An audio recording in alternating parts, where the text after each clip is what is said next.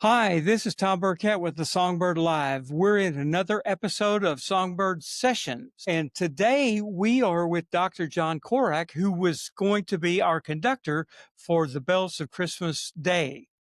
And so, welcome, Dr. Korake. And anyway, we are anxious to get to talk to you about this upcoming project. And thank you for being with us.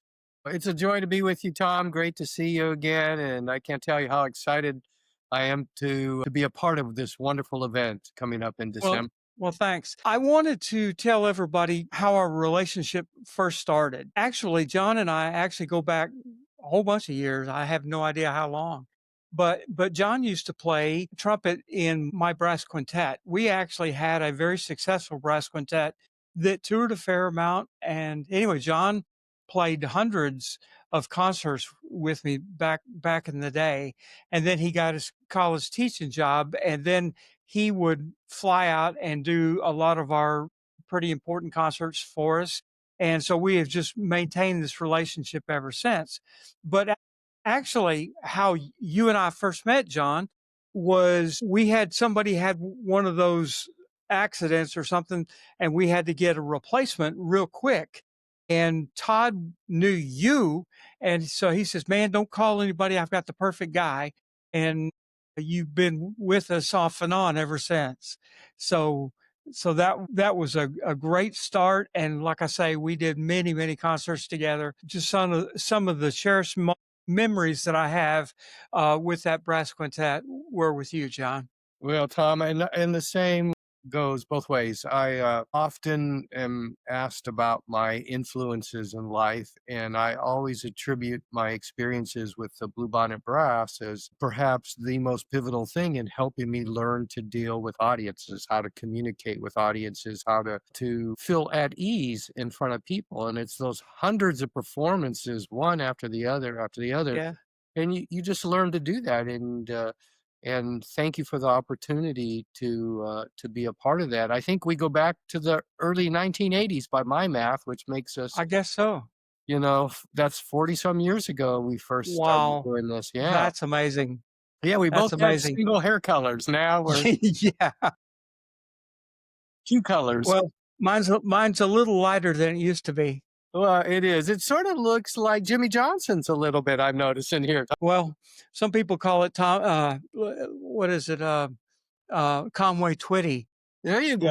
Although, but anyway, I like Jimmy Johnson better. Anyway, well, John, let's get started with this. Talking about this concert, I am so excited about this concert.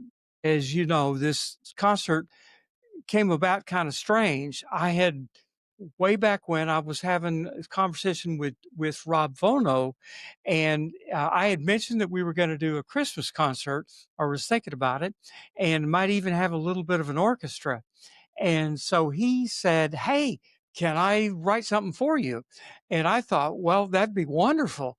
I was thinking a 3 minute, 5 minute piece, something like that. He called back about a month later and he said, "Hey, I've got it all sketched out. It's about 80 minutes, which I was just dumbfounded because my goodness, that's such a commitment, such a huge effort. And anyway, it turns out that he wrote something really wonderful for us. So I'm really looking forward to what we're going to do. Well, as am I. These arrangements are just outstanding in every way. They take traditional Christmas pieces and some that you may not be familiar with as well, and cast them in a very fresh and exciting manner. Like you, I'm looking forward to this and sharing this music with your audiences and the community too, because this is a gift to the city of Cleburne. It really is a gift to Cleburne, the city of Cleburne, and to the Songbird. And so it's a real honor. I mean, that much work. I'm just humbled, beyond belief that he would do that for us. Yeah. And so it's really a thrill for this to all come to fruition. And not only is he providing this music, but he's providing his performance talents on the job too. Yes, he is. He's going to be there to play the second piano part, which does a lot of the things that, with a small 16-piece orchestra like we couldn't have chimes and things like that, and he's there to provide those sounds as well as actual piano parts. Yeah, and just Rob is just a special person that is so multifaceted and equally talented, both in front of an instrument or behind an instrument, as the case may be, and behind a score and writing just tremendous music. And so I think your audience is in for a great treat to get to meet him and to hear these wonderful compositions that stem from his pen. Yeah, I think it's really gonna be very unique. Uh, something, that everybody knows these Christmas tunes. That's one of the wonderful part about that is they're familiar, yet they're new.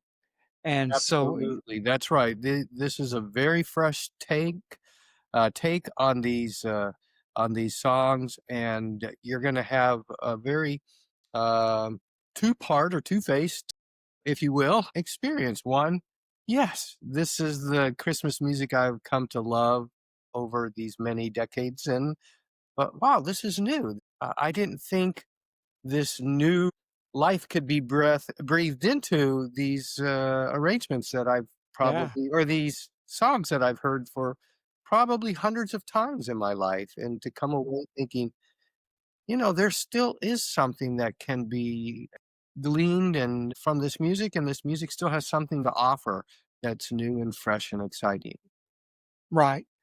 Well, and I think that's part of the brilliance of Rob is he can do a really fresh take uh, of the songs that we already know. So many times, arrangers, composers will, I mean, it's kind of the more of the same kind of thing, and this is quite a bit different. Yeah, it is. I mean, you're going to hear a traditional waltz from the Nutcracker, but then at the same time, you're gonna hear a Latin dance in the form Yeah, of a mambo or a montuna or something along that line that is going to just cause you to reflect on this music in a different sort of way. And yeah. I'm really anxious for the day to get here to Mhm. share in that experience because it's gonna be as exciting for me as it will be for the members in the audience. Now, John, one of the things that we like to do and where we want to go with this podcast, we don't want to be like a symposium or anything like that. We don't want, don't put your professor hat on.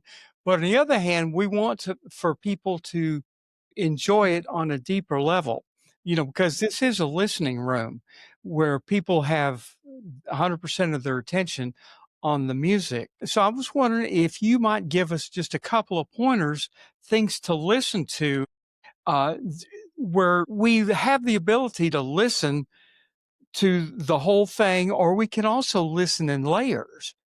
And for sure, that's what musicians do. I think, Tom, I understand what you're saying, and I would say for the people out there, think of this performance as a kaleidoscope of colors. And as we go through the performance, you're going to be rotating that kaleidoscope, or it'll be rotated for you in this case, and you're going to see new images emerge out of the current image. And those colors are going to come in two ways through timbres, which is just the colors of the sound qualities of the instruments, and then the arrangements themselves, the stylistic qualities to the music, the harmonies that Rob uses are going to be a bit more extended than the traditional chords that accompany these tunes. So you're going to get both harmonic color, if you will, and you're going to get timbral color. So just think kaleidoscopically and just allow the chords and the colors to affect you as it will, and it will affect us all differently. But I think if you grab a hold of those two things and just kind of follow along with the familiarity of some of these melodies, I think you'll really appreciate the music at a level that I think will be very rewarding for you. Well, that's what I believe. I think it's in a lot of ways what's going to happen is very similar to the song Bolero, where you have the melody and it's repeated numerous times. That famous tune by Maurice Ravel. And anyway, you hear the melody, but every time it's a different color. That's exactly Yeah, right. As is different instrumental families come into play, and exactly. of course, the constant throughout that is right the snare Right. drum. And there's gonna be no constant in this concert, where so there's gonna be even more variety in that sense, but that evolution is going to come not just through the color changes like Ravel and that beautiful score, using that same melody over and over again, but it's gonna come through the evolution of the styles that accompany Right. pieces and the creative, voicing. That's just the way the instruments combine to Mhm. create new colors of sound, and though it is a small orchestra, much smaller than what Ravel wrote for in Bolero, you have all the families represented, plus you have the benefit of a couple electronic instruments that can create an even more expanded palette, like through synthesized sounds or sampled sounds, like a chime, for example. But we're going to have the string family represented. We have a rhythm section, a kind of a jazz rhythm section, if you will, with two pianos, one a more traditional part, another one more part of the rhythm section. We've got a small woodwind and a small brass family as well. And he's going to masterfully blend those various instrumental groups in ways that will be quite refreshing. Right. Now, I wanna warn people, let's not scare you away because no matter what level that you're listening at, you're still gonna love these songs. Uh, but as you can listen to more layers, I guess, and the more you get, it's a lot like climbing a multi-story building. The higher you get in that building, the better the view is.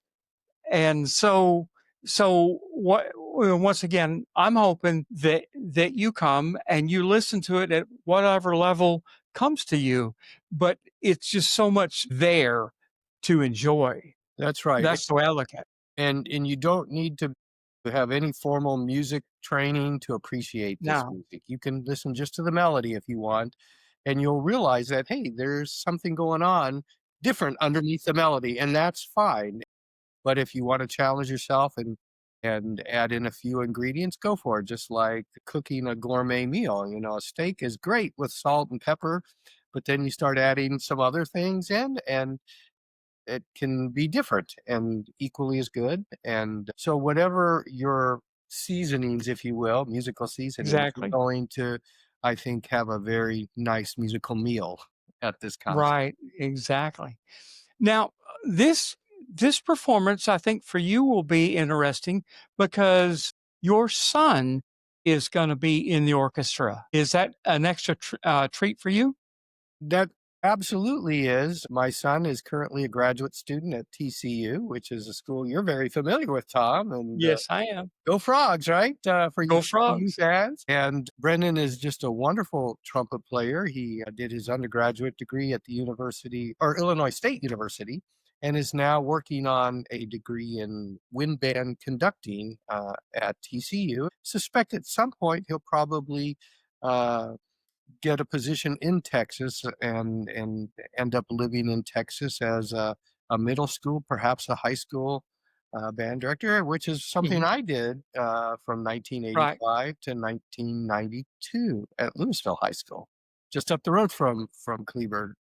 exactly. But I bet that your son Brendan is gonna be very similar to you, John, in that because the depth of what you did was so wonderful, opportunities just kept coming your way, and I suspect that's his future as well because he's Well, a Brennan is a hard worker, and I help him when he asks, but he's very independent. right. And most everything that he's accomplished in music has been done on his own, maybe a Mhm. little guidance here and there from myself or my wife, who's also in the music education. She's a very fine middle school band Yes, director here in the St. Louis area.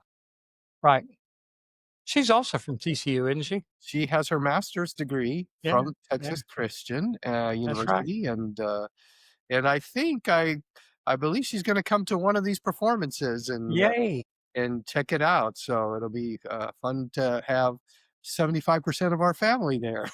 Yeah, we can just get your daughter down here. I think she would enjoy it, but she's so busy. She's learning to become a dentist and is in her second Good. year of dental school at the University of Missouri in Kansas City, Missouri.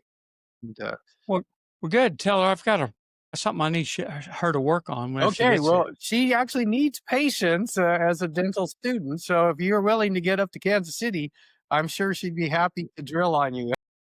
Yeah. That's funny. All right, John, tell us. Let's go back to the music here. Tell us a little bit about this performance. I know you talked about it's going through a lot of different styles and stuff. Is this still going to have that Christmas spirit to it? Absolutely. You're going to be very energized and ready for the holiday season after you hear this concert, but it's going to perhaps reach you at different levels in addition to what you're used to, and it's going to be a very not just a an experience that gets you ready for Christmas, right? But Hmm. it's also an equally impactful musical experience, regardless of whether these melodies are rooted in Christmas or winter themes. I mean, you can substitute any melodies from any time of the year, and you're going to get a lot out of this particular concert because the music is at such a high level. The compositions are very solid, well crafted, technically and musically at the highest levels, and perhaps different than anything you've experienced before, especially this time of the year. Yeah. Now, what does the sound of bells? What does that represent to you personally? Well, when I think of the sound of bells, it sort of evokes an image for me, and a specific one at that, actually. Jennifer and I, many years ago, we traveled to Vienna, Austria, and we were there Christmas Eve, as it turned out, and suffering the effects of jet lag. So here we were asleep, going to sleep in, late afternoon or something. And then we wake to these bells at midnight on Christmas. And Huh? we look out the window and snow is coming down, and you could see all these beautiful structures and cathedrals and churches throughout Vienna. And it was just like a quintessential Christmas postcard. So Wow. when I think of the bells of Christmas, that's kind of my image of it. And what I think is so great about music, Tom, is that music speaks to all of us differently, maybe Yes. just as impactfully, but in a different manner. And so to me, it's a feeling of nostalgia and what it might evoke to you, perhaps a childhood memory of Christmas time, waiting by the window, looking for the sleigh to come by. And Yeah. I seem to remember Christmas Eve my youth as the longest day of the year, just waiting from bedtime to the next Yeah. morning. It seemed to go Exactly. on for like 2 months, right? Right. And perhaps that meaning might have for some of you folks out there, it might mean that. Who knows? But we're all gonna be impacted in a way that's very special.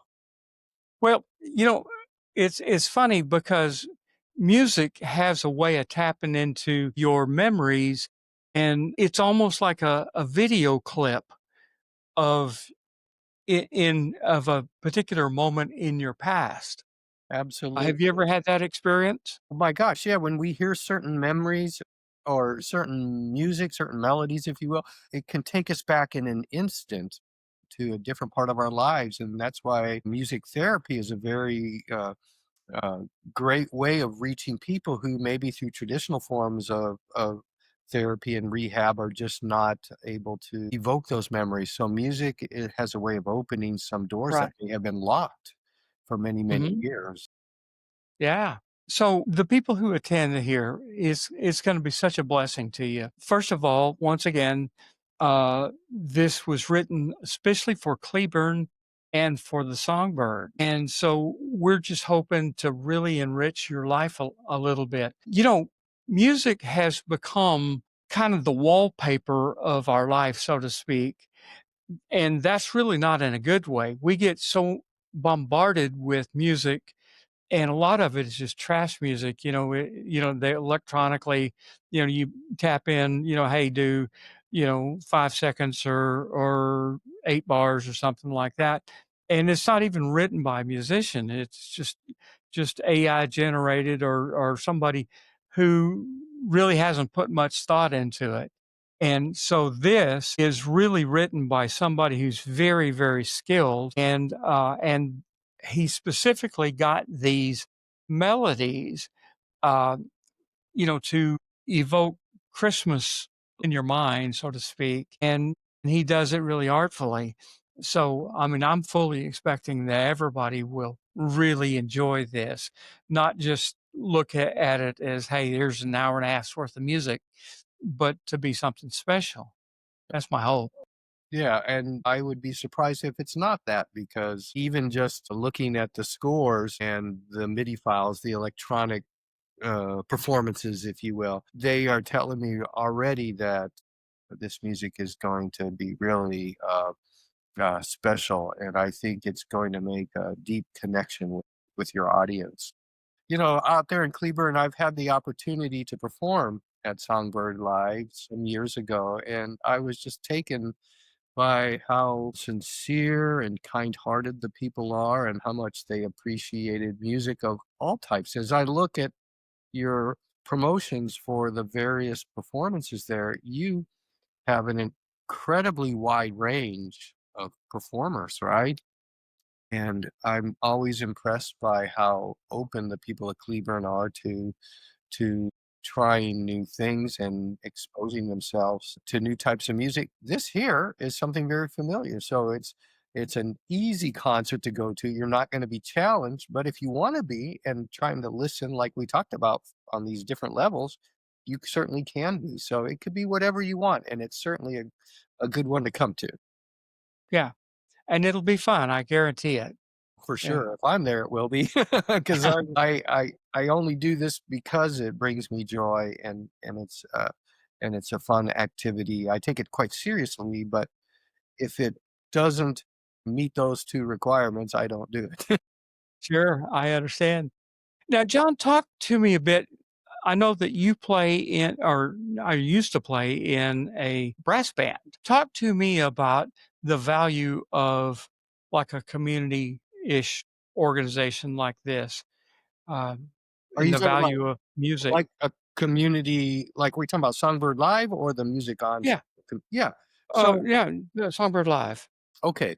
So to me, there's any number of benefits. It's certainly a point of pride for a community to have cultural excellence. And so many communities don't have that. They don't have live music. That you have to go 30 minutes to 3 hours to experience it. It's also, besides a point of pride, it identifies a community. It's something that brings recognition to the community. First, the performers that perform there, and then the reputation as it gets out. And so it's something that helps to bring people to the community and bring attention to the community, which, as you know, as the businessman side of you, that's always a good thing. It's good for home values, it's good for real Sure. estate values. Just quality of life. Yeah, a quality of life, establishing while still acknowledging the past. It brings new traditions to community because we can't just mark time in any facet of our lives, and that's true for communities too. We can't always have it just like it's always been, because if we don't evolve, things stagnate and they usually go for the worse. So while recognizing the history and the culture of Cleburne, and you're reinvigorating with new things that downtown area with Songbird Live and other business adventures. Um, and I think that is really important for a community. And it's obvious you guys aren't marking time in Cleburne, and that's Well, we're trying not to. because of you, the drum major here. Well, we are so excited about you being here, and the excellence that you will bring to what we're doing. I've known you, as we talked about, for I guess 45 years. Doesn't seem like that long, but I know that everything that you do is excellent. you're just amazing at that. And so what you will bring to this performance will be nothing less than excellent. Thank you. Tom, well, I want to, in case the people are doubting it was that long ago, I want to show something. Do you mind if I get it real quick? Sure. All right. Yeah. Hopefully, you guys can see this. But yes, Yeah. we did have darker hair at one point in our lives.